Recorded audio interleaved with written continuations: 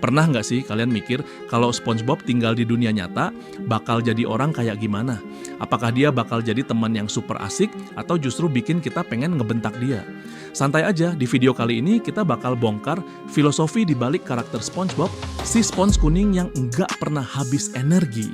Stay tuned, karena penjelasannya bakal bikin kalian mikir 2 kali tentang hidup kalian sendiri.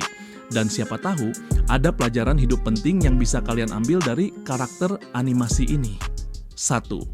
Sifat SpongeBob si positif tanpa batas. Kalau kita lihat, SpongeBob adalah definisi dari optimisme tingkat dewa. Dia selalu ceria, apapun yang terjadi, dipecat, tetap senyum.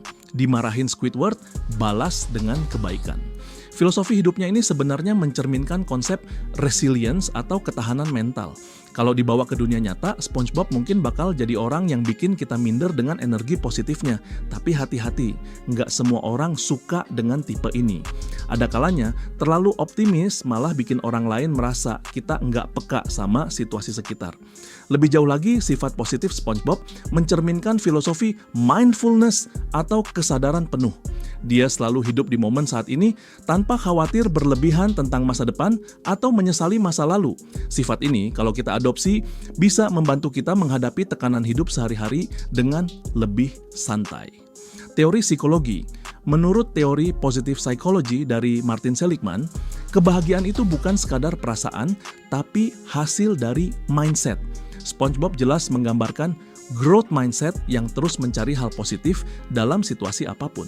Tapi jangan lupa, optimisme juga perlu diimbangi dengan kepekaan terhadap situasi sosial agar nggak dianggap mengabaikan perasaan orang lain.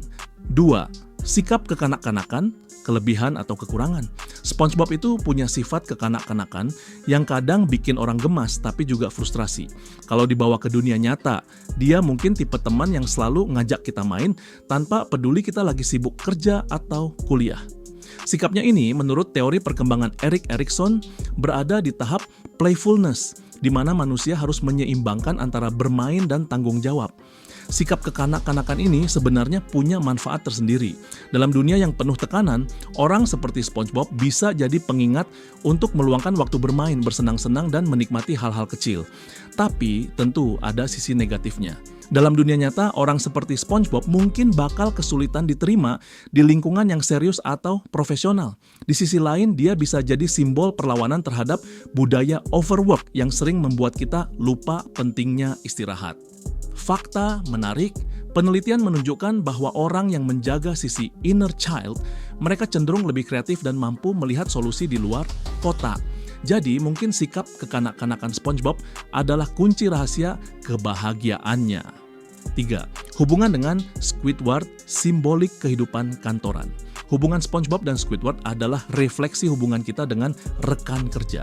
SpongeBob adalah si pekerja yang terlalu semangat, sementara Squidward mewakili tipe orang yang sudah kehilangan passion.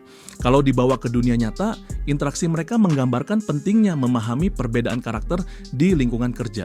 Squidward merasa terganggu dengan energi SpongeBob, tapi diam-diam dia juga butuh keceriaan itu untuk menjalani hari-harinya. Lebih dalam lagi, hubungan mereka bisa dilihat sebagai pelajaran tentang bagaimana energi positif bisa memengaruhi orang lain, bahkan yang awalnya menolaknya. Squidward, meski sering mengeluh, sebenarnya menunjukkan perubahan kecil dalam cara dia merespon SpongeBob seiring waktu. Filosofi. Setiap orang punya peran dalam hidup orang lain meskipun kita sering nggak sadar. SpongeBob adalah pengingat untuk Squidward bahwa hidup nggak harus selalu pahit. Sementara Squidward adalah pengingat untuk SpongeBob bahwa kadang terlalu banyak energi bisa melelahkan orang lain. 4. Keberanian untuk jadi diri sendiri. Hal paling mencolok dari SpongeBob adalah dia nggak pernah mencoba jadi orang lain. Dia sepenuhnya nyaman dengan dirinya, walaupun banyak yang nggak suka. Di dunia nyata, ini adalah pelajaran tentang authenticity. Banyak dari kita yang sering berpura-pura hanya untuk diterima, tapi SpongeBob ngajarin kita untuk tetap jadi diri sendiri. Lebih dari itu, keberanian SpongeBob untuk tetap menjadi dirinya menunjukkan betapa pentingnya memiliki prinsip yang kuat. Dalam dunia yang seringkali memaksa kita untuk mengikuti arus, SpongeBob mengajarkan kita untuk tetap berdiri teguh pada nilai-nilai kita, meskipun itu berarti kita harus berjalan sendiri. Quote, orang yang paling sukses adalah orang yang enggak takut terlihat berbeda. Dan ini bukan sekadar kata-kata, tapi filosofi hidup yang bisa membuat kita lebih percaya diri. Jadi, gimana setelah kita bahas panjang lebar, apa menurut kalian SpongeBob bakal cocok tinggal di dunia nyata? Atau justru dia terlalu unik untuk dunia ini? Yang jelas dari si Sponge kuning ini, kita belajar untuk selalu optimis, nggak takut jadi diri sendiri, dan kadang nggak apa-apa kok buat bersikap kekanak-kanakan. Kalau kalian punya pendapat lain, tulis di kolom komentar ya. Mungkin ada karakter SpongeBob lain yang menurut kalian layak dibahas filosofinya. Jangan lupa like, share, dan subscribe buat konten filosofis lainnya. Sampai jumpa di video berikutnya guys.